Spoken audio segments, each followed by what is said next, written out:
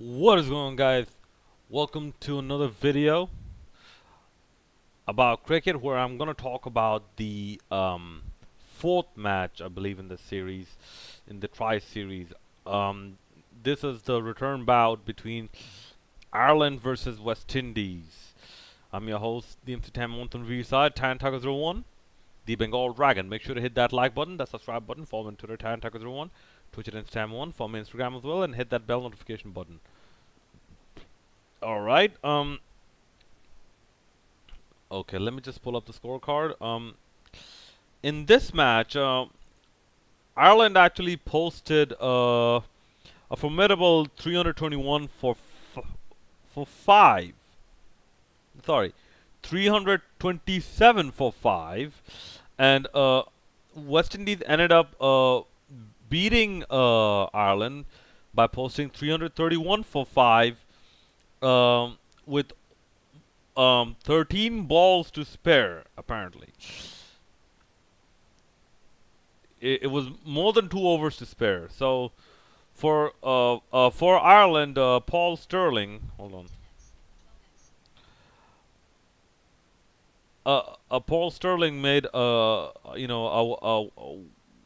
good enough 77 of 98 balls. Maybe a little slow for modern day cricket because the strike rate was not even 80.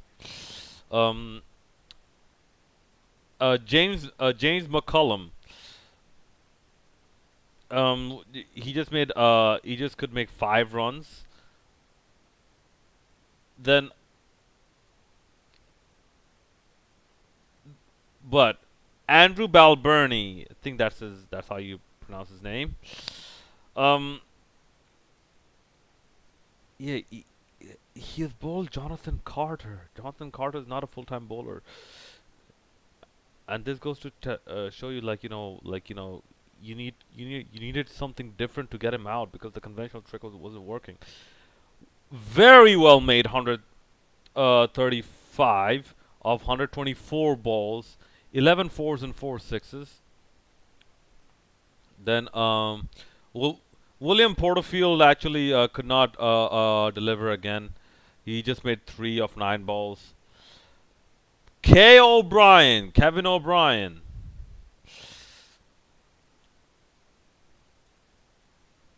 Okay.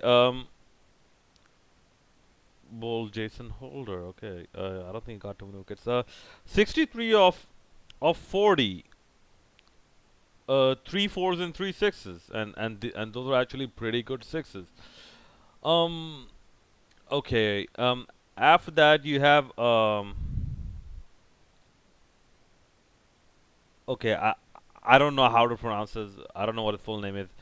M M Adair. M Adair. He was not out on uh 25 of 13 balls, 2 4s and 1 6, and was it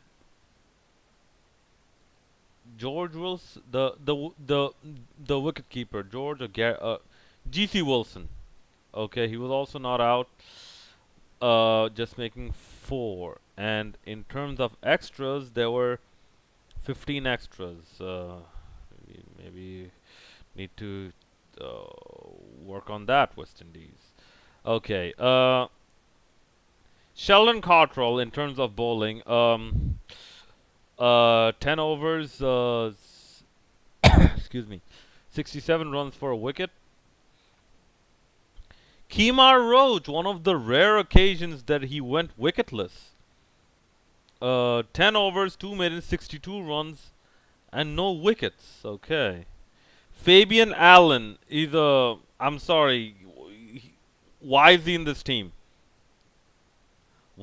Why is someone like Fabian Allen and people like Nikita Miller, or someone who's a bit more experienced with bowling? Like, why isn't Sunil Narayan? Why is Fabian Allen in this team?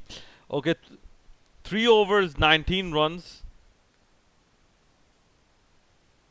Okay, Shannon Gabriel, 10 overs, 47 runs for 2 wickets. I think he bowled pretty well.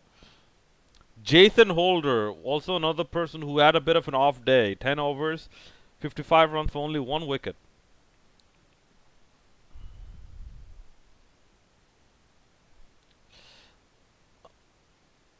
Okay, then Ashley Nurse, he also someone who got figured out as an off spinner. 4 overs for 37 runs. If that against Ireland, if that doesn't scream that you got figured out, I don't know what does. Roston Chase, like part, you could sort of say sort of part-time spinner. You just bowled the 1 over for 13 runs. And finally, you had Jonathan Carter, 2 overs for 19 runs, but he got a wicket, and he got the prize wicket of what's his name? Andrew Balburney. Okay, so in terms of the West Indian batting, Shea Hope could not make it 3 centuries back to back. Uh, he he got out for 30, but Sunil. Okay, now I don't know how to properly pronounce this. Sunil Ambris or Sunil Ombri, because Ambris. May Is it Dutch or is it French? Because I don't think it's I don't think it's English. Couldn't come across any other English name. Okay, he got out for a brilliant 148. Okay, then you had Darren Bravo, not DJ Bravo. This is DM Bravo. Uh, he made 17. And by the way, the 148 was of 126 balls. The 30 was of 32 balls. The 17 was of 25 balls. And after that, you had Roston Chase. Uh, you'd expect a bit more of a solid middle order. Maybe when Chris Gale comes back, Shea Hope is gonna go down to number 3, or whatnot, or Jonathan Carter is gonna be there number 3, or number 4. Okay, 46 of 53 balls, and oh yeah, he was bowled by little. Uh, Jonathan Carter remained not out, 43 of 27 balls. Okay, and uh, Jason Holder, uh, he was the last wicket to fall, 36 of 24 balls, and the last person did not face a ball, did not face a delivery. Okay, in terms of the Irish bowling, Tim Murdo, um, 10 overs, 62 runs for no wickets. Uh, missed because look, it says MRADAR, Mr. Adair. I don't know what his full name is. Okay, 7 overs for 57 runs. 8.1 for economy. Uh, Jay Little, Jimmy or James or John Little, or Jack Little, 10 overs for 78 runs and a wicket. In fact, the wicket he got, he got a bowled. So a bowled is always good. Uh, George Dockrell. In fact, I think he should be replaced by Simi Singh. 9 overs for 53 runs. And Boyd Rankin, 7.5 overs, 65 runs for 3 wickets. So at least he was effective because he got 3 wickets. And Paul Sterling, he actually broke one partnership, 4 overs, 14 runs for 14 runs for a wicket. Okay, now in this match, in this match, once again, it's the Irish bowling that actually completely let them down because here's one thing: the Irish bowling is very very weak because it somehow feels their technique and their approach to bowling has not evolved since like 2011 2012. It has not evolved since then because you don't see your breakaway pace bowlers or your breakaway bounce or swing bowlers. You just see like military medium, mostly military medium type of bowlers. In fact, some of the balls that they took almost like with the release of a pace bowler, they took almost a complete second to reach the batsman, and the batsman was like, okay, he's waving his bat like a magic wand or like a sword or some sort, and then or have you played that game Hercules? The computer game or the PlayStation game. I don't know if it's on PlayStation. Like if you hold a button, Hercules actually charges up his hand and starts swinging his hand just to deliver a powerful punch. It looked like the West Indian batsmen were also charging up their bats so that they can hit the ball better. If you bowl that slow, do you really expect to win any games? Really? And if you have to rely on, let's say, a variation and bring proper spin, I don't think spin. I don't think George Dockrell is a good option.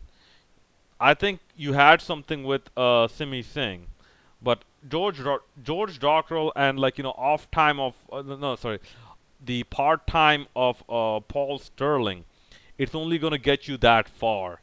So this is why even though you had a good total, Ireland, even though Ireland had a good total, they did not have the adequate bowling resources to back up their batsmen defend and mount a proper defense of that total. Just look at the match against Bangladesh. West Indies were 200 odd for two, and they could not even make 270 in the end. Why? Because Bangladesh bowled smart. In these conditions, you have to bowl smart. Like you have to vary your pace, vary your angles, like use the depth of the crease. And by the way, I've seen something with let's say with Sheldon Cottrell. When he comes round the wicket, he comes so wide round the wicket that his back foot almost crosses the popping crease, the side crease. Okay, and by the way, if you don't know in cricket, if your back foot cuts the popping crease, it's considered a no ball. So the Irish bowlers definitely have something to learn in terms of how to bowl much more smarter when you don't have enough pace or enough swing within your bowlers to actually be threatening enough bowling conventional style. But with that being said, yes, it's a better effort from Ireland, but um, in terms of the outcome, it wasn't unexpected because West Indies are our team preparing for the World Cup. Bangladesh are a team preparing for the World Cup. Ireland are a team that's not preparing for the World Cup. So the, perhaps there's a bit more of an internal motivation factor because the deadline for making final changes to the team is May 23rd, and this tournament goes up to May 17th. So a lot of the players they wanted to maintain their good form and they wanted to prove a point, especially those from teams who were participating in the World Cup.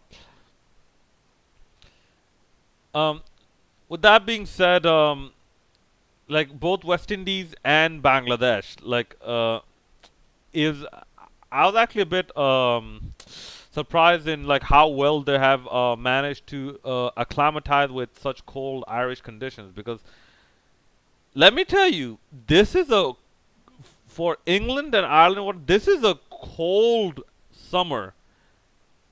The English summer is not this. The English summer is not this cold.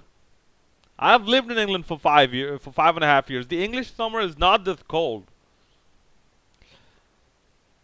But yeah, there's a very slight chance maybe Ireland can make it through to the finals, but that is if like Bangladesh lose both their following matches. So there's something Bangladesh need to be very concerned about. If Bangladesh could beat West Indies on Monday, then the Irish have nothing to play for. Like in terms of like hopes for making it to the finals.